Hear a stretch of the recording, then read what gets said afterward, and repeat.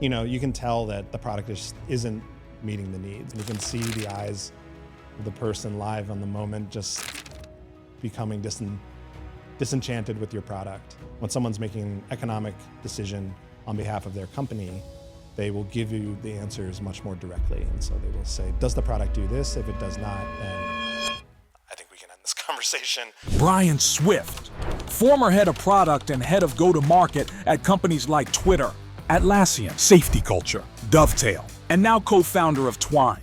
For us and for any starting company, you just need to find product market fit. And if you don't have that, nothing else really matters. And the way I think about product market fit is you look for the 3 stages. You want... Hey, Brian, thank you so much for joining us here today on Battle Scars of a Sales Leader. When we look at your profile and your LinkedIn and what you've achieved in your career, I think it's nothing short of remarkable when you look at some of the brands that you've been a senior leader and instrumental in helping to build and construct. So, there's Twitter, there is Atlassian, there's Safety Culture, and most recently, before going out and setting your own business up, a company called Dovetail as well. I'm incredibly excited. I've got a whole bunch of questions, particularly around your drive and lead into entrepreneurship. But firstly, we'd just love to hear, I guess in your own words, a little bit about your journey. What have been your core roles, and how have you operated and thought as a senior executive at some of these big brands?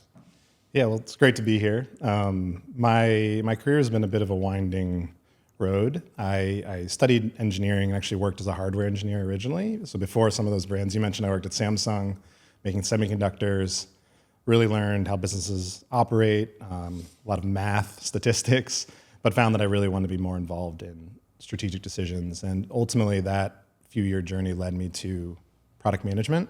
I didn't know what that was at the time. I don't think a lot of people did, but rode this kind of software wave of startups and worked at a few big companies, obviously, that you mentioned. And most of my career has been in B2B software, selling to other businesses and trying to build products that you can sell to an enterprise, but then also often have a product-led growth approach. So almost like consumer-grade design to software, but being sold to businesses. And I've jumped around a bunch of different types of products, sizes of companies. And then I think the one nuance of the most recent part of my career is I switched to run go-to-market at Dovetail. So after spending years being on the receiving end of a lot of feedback from sales and customer success and support, people out in the field, I was now on the other side of the equation. So I think that caused me to a few light bulb moments and realizing and having a lot of empathy for the counterparts I'd worked with over the years, and that ultimately led to me wanting to become an entrepreneur and solve a problem that I saw while I was in that role. Yeah, incredible. And yeah, I certainly, in my time as a sales leader and watching different leaders at global organizations kind of come and go, one of the things that I've noticed is that if non-sales people or leaders often get their chance to come into go-to-market, because I think that in order to elevate within an organization, having that 360 perspective of the front office and the back office is incredibly important. And I actually think it would be great for sales guys to go behind the scenes and do some of that as well to understand what really goes on. But let's even take a step back. You're here in Sydney, in Australia. You don't have an Australian accent. Yeah, tell us a little bit about where you grew up and how you ended up here in Australia as well. Yeah, I grew up in Detroit, Michigan. My father worked in the auto industry most of the time at Ford Motor Company, so that's what brought us to Detroit when I was a kid. Grew up there. Australia was obviously never on my radar. It was just a thing that you saw in movies, basically. And jumped around the U.S. for various roles. I was in Austin, Texas for a while, on the East Coast, in Boston. Obviously spent a lot of time in San Francisco as I worked for more and more big tech companies, especially Twitter, or what was formerly known as Twitter. And I, from a personal level, wanted the life experience of living overseas. I like warm weather. I only speak English, so that limits my options quite a bit. I had been to Sydney on a holiday and loved it. At the time, there was only one software company I really knew of, which was Atlassian. Yeah. And they happened to reach out about a role on one of their big products. And so took a bit of a leap of faith and moved down here without really knowing anyone, and just joining a company that built products that I knew of, I had used, and with working with a leader that I really got to know during the interview process and trusted. So that kind of is what brought me down here originally. So how did you get into product management? And what does product management mean to someone that's not from product management, and you go, oh, product management, I'm going to step into that world? I definitely stumbled into it. The first startup I joined, I was hired as a director of strategic analytics was my title, which doesn't really mean anything. I had worked in strategy consulting, and they wanted someone who could come in and understand the numbers of the business. They were trying to pivot to build a consumer app. Basically, it was a voice over IP for gaming company that wanted to build WhatsApp before we knew what WhatsApp was. Obviously, it was a good idea that we didn't quite execute well enough, but I happened to report to the VP of product, and that is how I kind of learned what product management was. And the way I would describe it is you're working with a cross-functional team, typically including engineers and designers, to build, quote unquote, the right product for the right customer as quickly and efficiently as possible to solve their problem and grow your business. So that involves a lot of things, many of which include go-to-market, which often I think as companies get bigger, becomes further and further separated from the actual day-to-day role of a product manager, of understanding like who these customers are, what their buying processes are. And that was definitely a journey I've gone on as I've tried to work in more B2B companies. But yeah, most of the day-to-day of product management, when you're on boots on the ground, new in the role, is working with engineers and designers to build a product and really understand your customer and solve a key problem for them. And in the companies that you worked for, Twitter, Atlassian, would you say that the product management is a push or a pull in terms of who is driving the innovation and actually building that product? Is it coming from more of the engineering side? Is it coming from more of the sales side? Is it reliant on the sort of like CEO that you've got at the top, whether they're GTM or product focused? I think most tech companies take on the personality of their founder or founders. So safety culture as an example, Luke Anir, the founder, serial entrepreneur, very product minded. And so a lot of the strategy and innovation came from him through me into the product org, but a lot of it really came from him. He knew the space very well. He was someone who had big ideas, won't say no to anything, just like we have to figure this out and solve this problem no matter how big it is. And I think that through the product became where a lot of the innovation happened.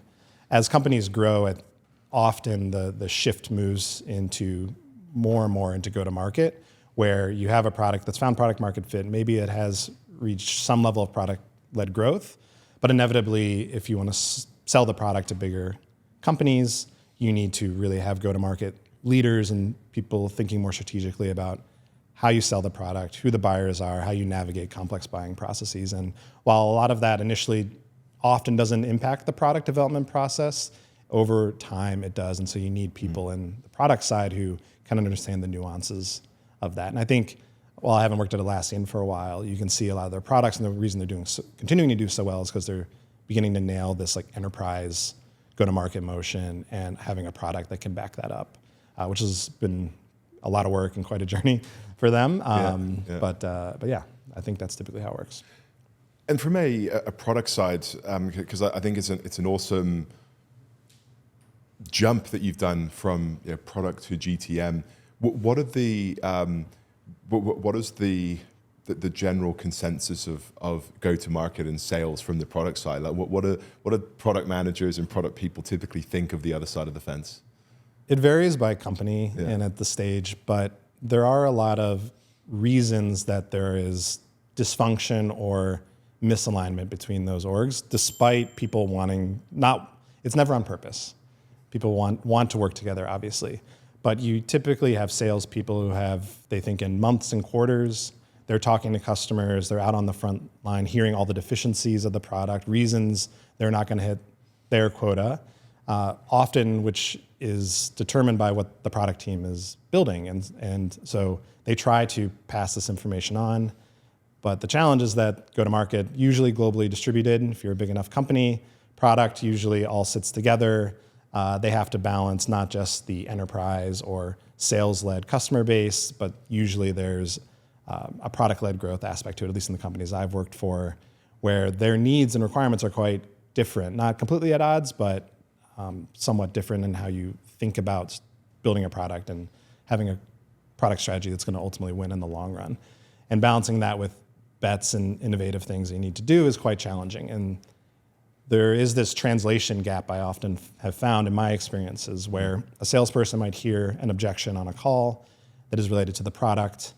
It's like playing a game of telephone. Like there's all these failure points of they didn't quite, because they're not researchers, they're not product managers. They will interpret it in a slightly different way than a product manager would. They try to pass it along. They don't do it for all of their calls necessarily, maybe just the ones that matter most. Some salespeople are quite good at this. They are very charismatic, and so they carry a lot of weight in organizations, where others, often I found in customer success, typically are more grounded in they want to wait until they see a pattern and then they present it over to the product org. And so as a product manager, you're getting all these different inputs from sales, from CS, but then also typically from your founder and customers that you want to go acquire that maybe aren't in your ideal customer profile yet, that you need to go innovate and build a new product for, which the sales team probably doesn't care as much about. So it's this very messy situation, especially as you scale. And I guess that's going to lead us nicely into part of this conversation in terms of you setting up Twine and what the problems that's solving for both the product and GTM sides. But before we get there, I want to understand your transition from product to GTM.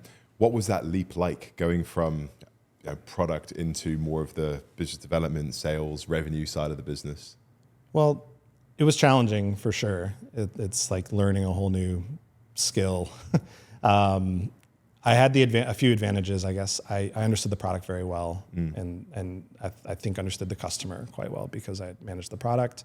I had a leadership team and founders and board that backed me kind of stepping into this. So there was a lot of framework and support around that transition, but it was quite eye-opening when you see the challenges of being on a sales call or a CS call or just in a pipeline review meeting and understanding all the nuances that go into selling software and the things that often have nothing to do with the product that are quite challenging, but then even how you demo it and frame it. So like one takeaway I had from this is I wanted all the product managers to have to demo the product live to a customer at least every month, because I think the way you walk through a demo makes your brain get out of the what features are we building, how are we designing them, to how are we going to tell a story around this to a customer. In order to do that, you need to know who the customer is, what they're responsible for, what is the pain point that has triggered this conversation. And I think that gives a product management team a much more well-rounded viewpoint. And so there are all these little, and similarly with sales and CS, understanding how to get feedback from the customer in a way that is useful and a bit more structured, and then talk through and really dig into some of these moments of feedback where maybe the product isn't landing well, and teasing out not just a feature request, but really understanding the pain that they have in a way that's going to be useful for them in managing the relationship, but also working with their product team. Hey guys, I really hope you're enjoying the episode. Imagine if you had your top 3 sales reps continually on the hunt for top talent as you scale your business. That would be amazing, right? Because we all know that talent can spot talent.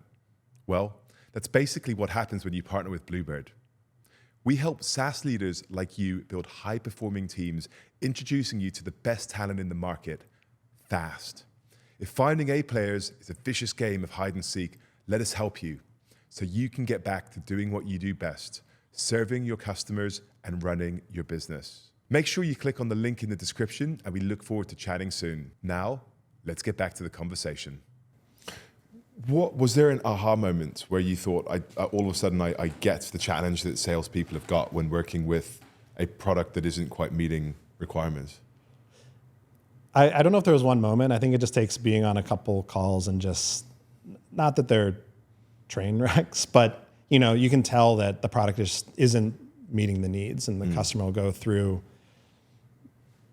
all the things they need the product to do, and each answer maybe isn't completely off, but it's slightly off, and you can see the eyes of the person live on the moment just becoming disenchanted with your product. Whereas often in product conversations, you're talking about what the product could be, and you're doing generative research, or you're showing them new designs, and it's a very different conversation than when someone's making an economic decision on behalf of their company. They will give you the answers much more directly. And so they will say, does the product do this? If it does not, then I think we can end this conversation, or come back when you actually fix that. And so the tone of the conversation is quite different, but equally important and eye-opening and relevant for our product team. I think that was the most eye-opening thing for me. So for SaaS companies that are in their early stage startup, and I guess that this is almost you at this moment in time as well, but for those that are in the process of still defining their ideal customer profile and defining what their go-to-market strategy is, what would your tip or recommendation be for having a kind of symbiotic relationship between product and GTM, and how do you bring them together so that you can accelerate and optimize that product market fit? It's a great question. I think we often talk about these things as separate concepts, like your go-to-market motion or go-to-market strategy and your product strategy.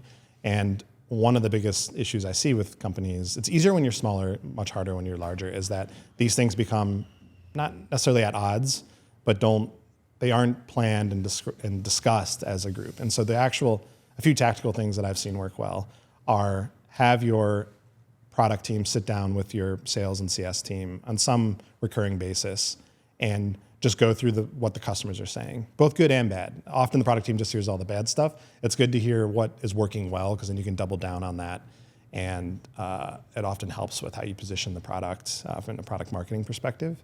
So I think just having a recurring time to sit down and go through actual voice of customer, whether that's like a clip of a customer or just going through verbatim comments that the customers have made and understanding the themes and biggest opportunities. And then I think conversely on the product side, when you're defining a feature, usually it's here's the things it must do, here's how we're going to solve those problems, but doing the go-to-market stuff up front. So writing the press release or blog post with your product team and with the sales and CS team of this is how we want to describe what we're about to embark on as a product team. And do that before you write a single line of code. I think if that forces everyone to think like a go-to-market person, like who is this for? What are the key value props that we're trying to position? How is it differentiated from their other products? What are those other products that they're comparing? And if you get all the counterparts in a room, this can be quite a powerful way to align everyone and talk about it. The way you describe that, it almost seems obvious that you bring those two together. From your experiences, is that not common that you see? Yeah. I think great companies do this regularly, but it's very normal to fall in the trap of the product team builds the product, the go-to-market team tells the world about it and sells it and supports the customer. Almost in two parallels. Exactly. While that sounds silly, it's just very natural in your day-to-day to lose sight of this. And so I think usually it comes down to the leaders in that org figuring out these ways to get everyone to just talk to one another. But often when you're in the ideation phase of product development, making sure that go-to-market is heard, and when go-to-market is planning out a quarter or the next 6 months, what does the product team need to do to support them and serve their customer? And who is that customer, and do we all agree on that? Because often the product team will be talking to an end user at an existing customer that you're serving well, but the go-to-market team is now pushing the horizon of the product, and they're going after a new market or a new region, or they're moving up market, and the requirements are shifting slightly. And so making sure that everyone's aware that is occurring, and that two, the go-to-market team is aware of what deficiencies the product has that's holding them back, and the product team acknowledges those and makes a decision about whether or not which of those they're going to address in a way that allows them to continue to scale and deliver a product that works. How often would you recommend those teams collaborating and having those tactical or strategy sessions? I think there should be collaboration happening every day, not necessarily sitting down as a big group in a meeting, but there are little ways of, this was an interesting moment on a customer call, just having a mechanism to share that. Or if the product team has an idea and they want to validate it, having a mechanism or a way for them to reach out to go to market and ask for their opinion, or just say, hey, over the next few weeks on all of your calls, if you could ask this one question and let me know what the customer has said, that'd be really powerful. So you actually bring them into like the research process and ideation phase of product development. But in terms of sitting down and defining strategy, certainly quarterly, to ask, are we still aligned? Are we marching in the same direction? Do we still have the same vision of where we want to be in 6, 12 months? Or has something changed? Has the market shifted? Have customers started to say something different about our product? Has a competitor popped up in a region that the product team isn't aware of? And just question, like, do we still believe this is the path that we should be going down from a product perspective, from a go-to-market perspective? At least once a quarter. I think if you're smaller, you should definitely do it once a month, because the ship tends to be a bit easier to steer and you should be steering it more quickly.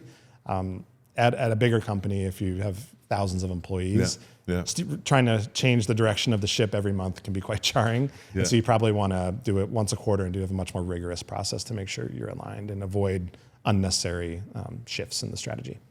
Yeah. Also, what I've taken away from that is to be super intentional as well. So actually build that out as part of your planning, is that incorporation and collaboration and synergy between the two teams. And yeah, I know that from a marketing and sales, there's always some constructive tension between the two. And I don't want to put words in your mouth, but I'm going to suggest that perhaps there often is with product and sales as well, or product and GTM. Would that be fair? Yeah, I think there is a lot of tension, and I think naturally it's just built into the way that those functions tend to operate. Yeah, it's kind of they're on different cadences. Yeah. Different horizons. Their goals are aligned, but not often 100% aligned. Yeah. So, for example, a product team might have 10% of their roadmap is on trying an innovative new thing that might not work or ever be able to be sold, or 20% of the roadmap might be for the bottom, like the SMB market, which your sales team doesn't speak to, but is still an important growth lever for the overall company. And so, I think being intentional. One very specific thing I would suggest for both go-to-market and product that can be a common language is your ideal customer and your customer segmentation. So having that clear, like at Dovetail, we actually had animals that we would use. Like we came up with a catchy word that would describe a big enterprise company that has a massive research team, or a innovative tech company who might have a small research team, but they believe that more people should be doing research.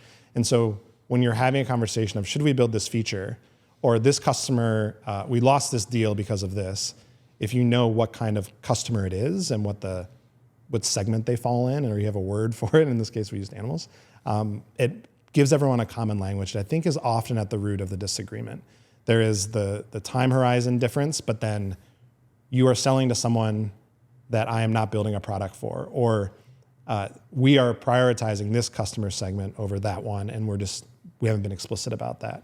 And so there's all these underlying things that are beneath the surface, and then if you can just tease them out, it helps. And when you talk, your animals, ideal customer profile segments that you're talking about, does the decision anchor back on total value that can be driven out of each segment? Is that where can we solve the biggest problem or generate the greatest revenue? Is that the main anchor point? Yeah, I think it's an overall company strategy discussion at that point. Yeah. Like who is our ideal customer, which is a function of what is their needs, and can our product in a differentiated way solve those needs? And is there enough economic value that we can extract relative to the competition that the business can grow? Yeah. And which sounds simple, but can be quite challenging especially in today's world where products and technologies and markets are shifting so quickly.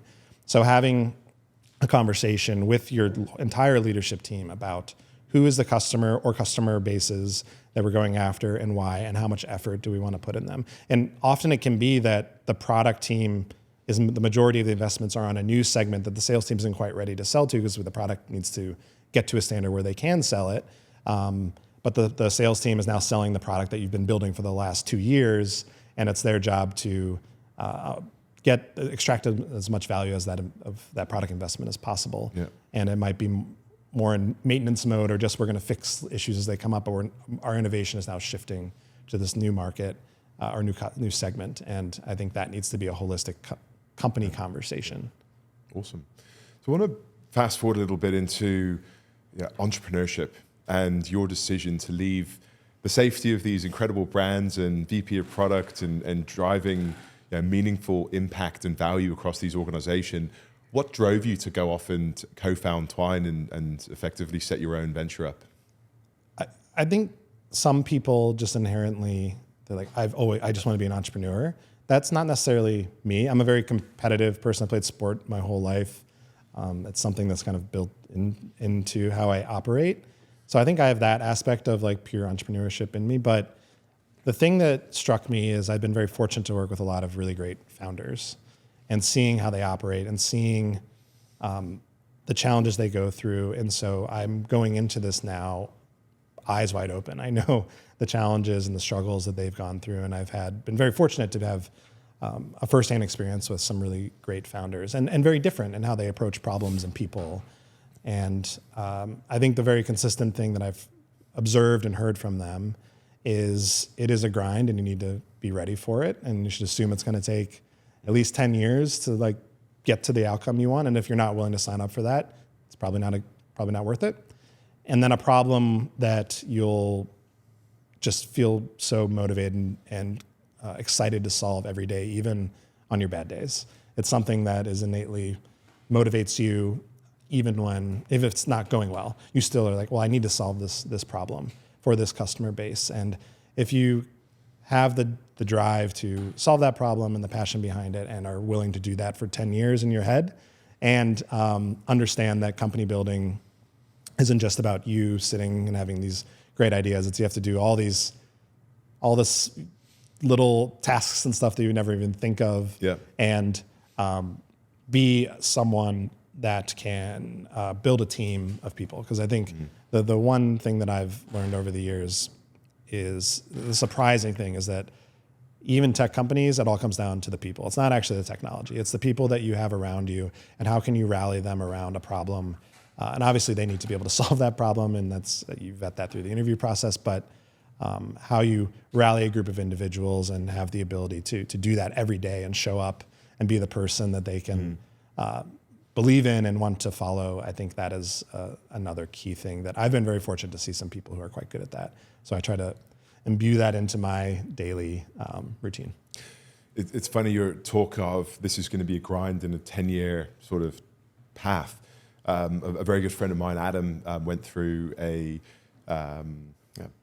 venture capital startup incubator called Antler, and he was successful in getting on board. But one of the things that they talked about is that they said, kind of semi-jokingly, they said, be prepared to eat pot noodles for the next 7 years.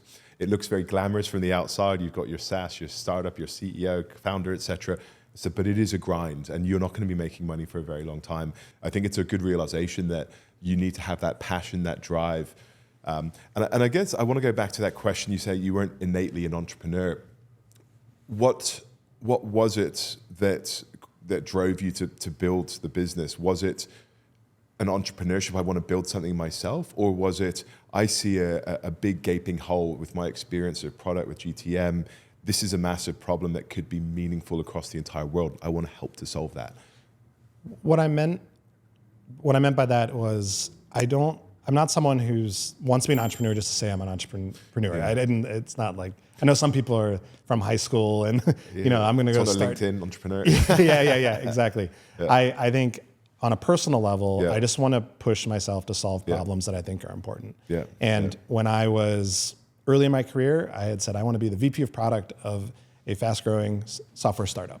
For whatever reason, that was the goal I set for myself. And then once I got there, I was like, well, what's my next challenge? And that ultimately led to running go-to-market for another software company, like a whole new problem that I can just throw myself into and from first principles figure out how to do it and lean on people. And I'm someone who likes a challenge and to learn. Yeah. And I got to a point where to your second point of there was a problem, a big gaping hole in the market that I felt compelled to solve. And I'd reached a point in my career where jumping out and trying to solve a problem like that was probably the next big challenge for me, where I was going to push myself out of my comfort zone. Yeah. I think advice I always give people is when you're looking at a role, you should feel comfortable doing about 50% of it, maybe a little bit more. And there should be about 30 that you feel like, I sort of done this before, I've seen someone do it. And then there's 20% where I have no idea how to do this. And that, for me at least, has been the right balance where I'm constantly pushing myself. And one actual thing I took away from the founder of Safety Culture is at the end of every year, and we would do this for my role, I would write out a JD for my job for the following year. So actually write out what I'd be responsible for, what are the key things I would spend my time doing, and essentially reapply for the job and mentally sign up for it. And while my title didn't change during each year there, the company drastically changed and grew. And so it became a very meaningful delta. So that's something I've continued to do each year is like, what is the JD, what am I going to try to push myself to grow into over the next year? And that's something I'm doing now as a founder where now I just have to push myself to do it. And I'm working with some advisors on how to structure that and people who have gone on the entrepreneurship journey. But I think it's about setting a big goal, recognizing that you don't really know how to do a bunch of it, but just diving in and just trying to figure it out. I guess it's the concept of affirmations and writing down your goals in a different way in a corporate setting. I love that. That's a great tip. I think I'm gonna take that on board as well. So you've founded the business earlier this year, and you've got a founding team with yourself. From a capabilities perspective, what was that founding team? What did that look like, or more so, another way? What was the most critical skill sets that you felt you needed to have in order to poise yourself for the best success at launch? I think obviously in engineering, we're building an AI software product. So someone who has experience doing that is a must-have. And so that was obviously the first hire we made. My co-founder has experience in go-to-market, various roles, sales, customer success, sales engineering at much larger companies. So he understands the problem we're solving. He's a subject matter expert and is driving a lot of our early deals. I'm doing some of that, but learning from him along the way. And then the other hire that we made is a designer. So I think now there's all these new products popping up every day, especially in the AI space. And some of them are real, some of them maybe not so much. But it becomes hard to stand out and be a brand. I think brand becomes even more important in the design of your product and how it makes people feel when they use it, see your website, see every little bit of content that you put out. That matters and helps you stand out more than ever. And so I found someone who I had worked with in the past who I think is immensely talented at thinking about how do you design an AI first product that resonates with people but doesn't feel gimmicky, and then how do you build a brand that stands out and doesn't just look like another B2B SaaS product, whether it's the website, the actual user interface in the product, the tone of voice we use in all of our marketing content, even in our help center. How do you describe the problem in a way that is interesting and different? And so this is something I took away from my Dovetail experience from those founders who are every little detail, every word matters and is an opportunity to showcase your brand and who you are and define your personality of your company and what you stand for. And so having a designer on board as our second hire was very critical for us. The businesses you've been at, I think you mentioned that they're product-led growth strategies where you're going out and really that image and that first impression I think is incredibly important, and then the buying process off the back of that.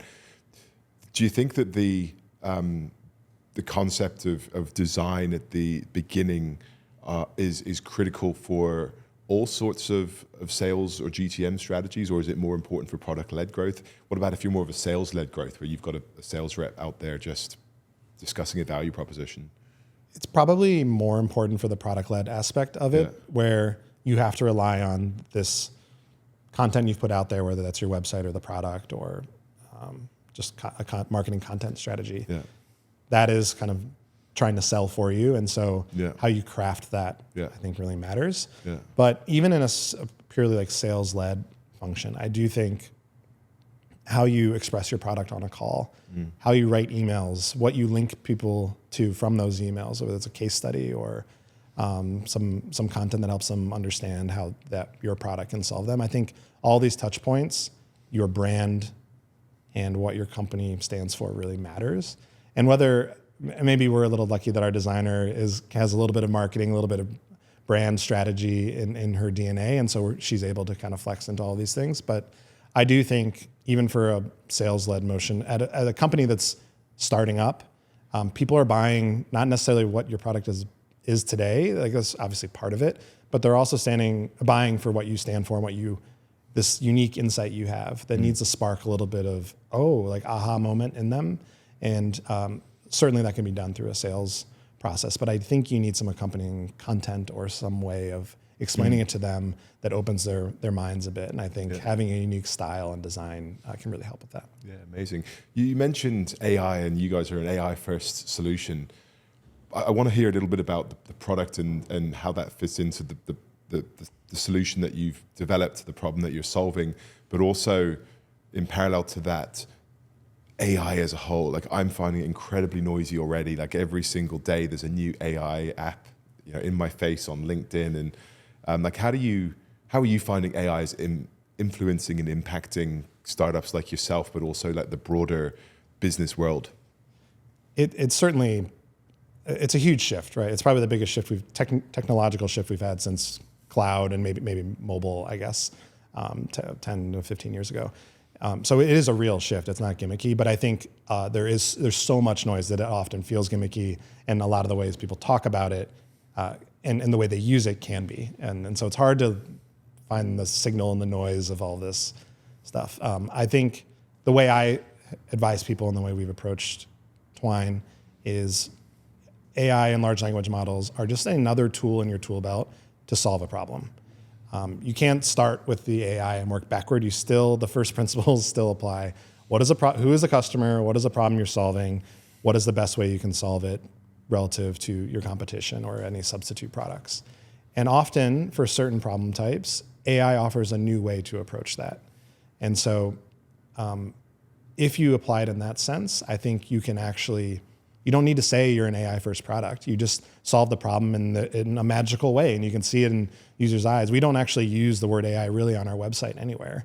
We want to solve a problem, and once they use our product and they can see the way we're solving it with the power of AI, an AI first approach, it can do things that feel somewhat magical, even if it's not like a chat bot like any of these other products that pop up. And so we selectively deploy it for the problems that we have.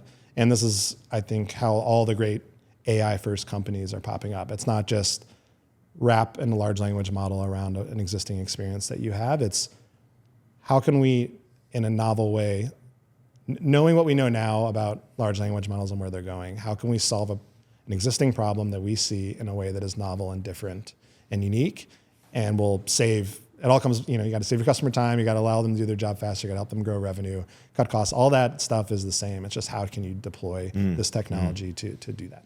Yeah, amazing.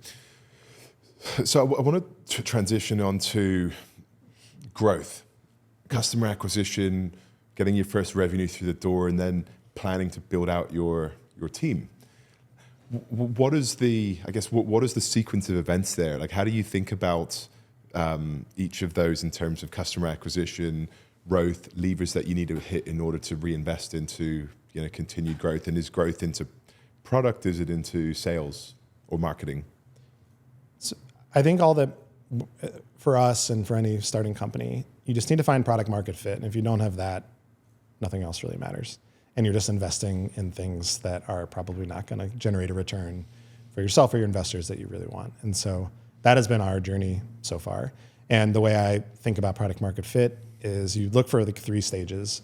You want someone to react emotionally, like in a positive, like, wow, say that on a sales call. Or even if it's a product led, they send something to support, like, this is amazing, or like, thank you so much. And they actually, you elicit an emotion in solving a problem in a way for them. The second thing is that they'll actually start telling other people about it. And so you'll get these people reaching out and like, I heard about your product from so-and-so. That is a sign that not only were they amazed, like excited about it, but they're willing to tell a colleague about it or a friend or whoever it is in the industry. And then the third is that if both those things are happening, all of a sudden you'll just get signups coming out of nowhere and or requests for demos that you're just like, I don't even know where these came from. And I think that those are the 3 stages of product market fit. So we're really on that journey. And as it relates to growth, as we try to figure that out, which we've been working with a few partners where they basically said the product's gonna be a little rough, it's gonna change a lot. Here's what we're trying to solve. We'd love for your input in helping us solve that. And if they care enough about the problem, and often they're existing relationships from someone's network in the company, they'll be willing to do that. And then if you can offer them discounts or whatever once they actually the product gets to a point where it's ready to. How important is it to get those, I call them friendlies, on board in the early stage to actually help to be invested in the growth, but also in product development? I think having the friendlies involved and invest in the growth is super important. I do think there is also, that can't be your only myopic focus, because often there is this weird dynamic where they've seen the product in its rough phases. And so they almost, their first impression, whether it's explicit or not, is, oh, that thing was a little rough. Like, I'm not sure if that really, even when it gets to a point, they can be biased by that. And so you can't just have your only goal be, let's convert these first customers into paying customers and then we're on to the next phase. It's learn what's working and what's not, have an iteration on your product vision, go solve that and try to slowly open it up to more people and see if their initial reaction is different from the previous cohort. And that's at least the way we've been solving it. And once, to go back to your other question about growth, I think I would advise not to, like, product-led growth is a highly efficient way to grow a business, but it's not always the right strategy. It's very dependent on the type of solution you're building and the market and who your buyer is. And that's the market, who your buyer is, who your ideal customer is. That ultimately determines the way in which combination of motions you deploy. And I've often seen, like, product-led growth means a really slick consumer-grade product, and sales-led growth is enterprise product, and the design doesn't matter as much. I don't think that's a false trade-off. I think you always want to build a product that as soon as a customer uses it, it can spread organically and they love it. But the initial purchase decision or any expansion purchases might not be product-led growth. It might be sales-led growth 100%. It might be a combination of, like, there's some organic expansion and then you have to bring in a salesperson because the purchase decision requires a personal connection. And so that's what we're trying to navigate and figure out. And we're finding little pockets of customers prefer product-led growth. Some prefer a handheld approach from our team. And so I'd say we're still trying to nail that. So you're on the product market fit definement at the moment and just really trying to establish that.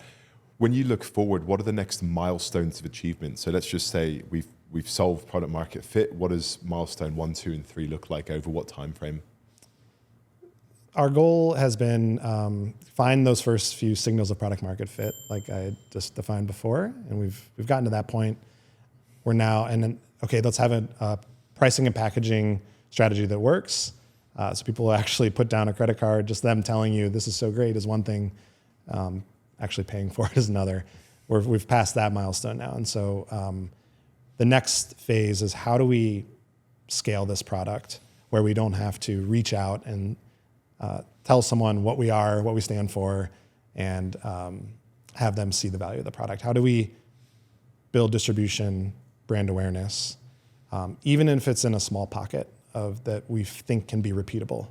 And that's going to be some combination of content marketing, community building, getting out and talking us as founders about what we stand for, and then just probably a little bit of outbound sales and a little bit of outbound marketing to try to test which pockets are. So I think we're in this experimental phase of what are the distribution channels that we think could be efficiently scalable. And once we find those, we'll double down on them. And then I think the following year, looking forward to 2025, how do we grow our team? I think that will be a small investment in the product team, as well as some go-to-market folks in the US and maybe the EU or EMEA region, because most of our customers are there and they're going to require some people in their time zone supporting them. Amazing. And there's a lot of sales people, reps, leaders listening to this podcast that may be interested in Twine and the problem that you're solving. Can you just give us your elevator pitch on what the problem is you're solving and how people can connect with you if they would like to? Yeah, there's a lot of the general problem we're trying to solve is there's a lot of product insights in every sales and CS call that go untracked or unpassed. They're not passed back to the product team in a format that's useful. That's really hard. That's why. It's not anyone's fault. We automate that whole process. So we will look at every customer call and find those key moments, whether it's comparing to a competitor, product feedback, deal blockers, churn risk, or even those moments where customers are really positive and they talk about how much time it saved them, which can be quite useful for product managers and product marketers. We extract that automatically, attach the CRM data so we can then generate reports on your behalf. So you can sit down with a leader every month and say, what are the biggest product issues that are blocking revenue? And Twine, like an analyst on your team, will just tell you that and generate a report with clips and some summary of the key logos and customers that it impacts. And from a product team, you can just keep a pulse on what are customers saying out on these calls about our product. And it involves no work basically from the go-to-market team. But generally, that's the core thing our product does today. But we're looking at all the ways that product management or product teams and go-to-market teams struggle to communicate or share this information. So things like if you're doing a product update and you want to close the loop with a customer, because our AI knows who asked for this, we can very easily say, hey, sales rep in other region, your customer 3 months ago asked for this, the product team has this update, you should close the loop with them, and here's a clip of them asking for it. So we're just starting to chip away at all those things. Look, I've worked at a number of SaaS vendors over my time, and I can think that this would be incredibly valuable. And the other piece, with due respect to past and present people that I've worked with, what this is really doing is it's taking ego out of feedback as well. And it means that it's very much a data-driven analytical approach that's actually taken from the source, as opposed to Chinese whispers or an opinion that someone may not value within the organization. So, for sure, we try to make it a comprehensive, objective, consistent extraction of the information that matters, and it removes some of these biases that you mentioned, but also just removes a lot of time and effort from people. Yeah. And so if you rely on a manual process today, you might get 1 or 2 pieces of feedback a day. Some of our customers now went from a few a month to hundreds a month because there are these little moments on calls that you don't always recognize. So we're hoping some people found it useful so far, but there's a lot of work we have in front of us. Incredible! I'm really, really excited for you, and I'm confident that we're going to see a lot more Twine in the months and years to come. So, Brian, thank you so much for joining us today. It's been an absolute pleasure. Loads of nuggets for myself, and I'm sure a lot for the audience as well. So, appreciate your time. Thank you so much for having me. It's been great. Yeah, cheers.